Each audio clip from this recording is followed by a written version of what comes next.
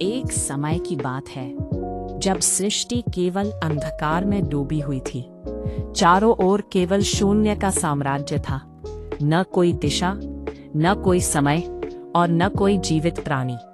इसी अंधकार के बीच एक दिव्य शक्ति ने अपने अस्तित्व को प्रकट करने का निर्णय लिया। यह शक्ति थी मां कूष्मांडा। जब मां ने अपनी दिव्य मुस्कान बिखेरी तो जैसे चारों ओर चमकने वाली रोशनी के कण उत्पन्न होने लगे।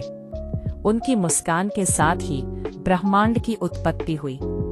यही कारण है कि उन्हें कूष्मांडा कहा जाता है, जिसका अर्थ है छोटे से अंड से ब्रह्मांड की रचना करने वाली। मां के तेज से सूर्य, चंद्रमा, तारे और ग्रह अस्तित्व में आए। कहा जाता है कि मां का निवास स्वयं सूर्य के भीतर है, जहां से वह संपूर्ण संसार को ऊर्जा और प्रकाश प्रदान करती है।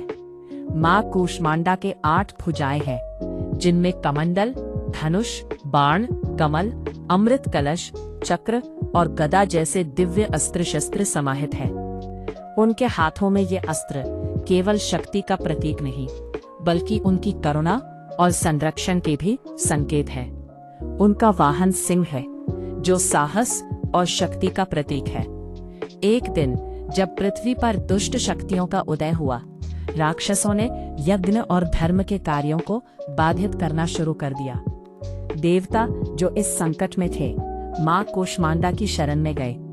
वे अपनी हार्दिक प्रार्थना करते हुए मां से सहायता की याचना कर रहे थे। मां ने उनकी पुकार सुनी और अपने तेजस्वी रूप में प्रकट होकर असुरों का नाश किया। उन राक्षसों की दुष्टता को समाप्त करके मां ने एक बार फिर धर्म और शांति की स्थापना की।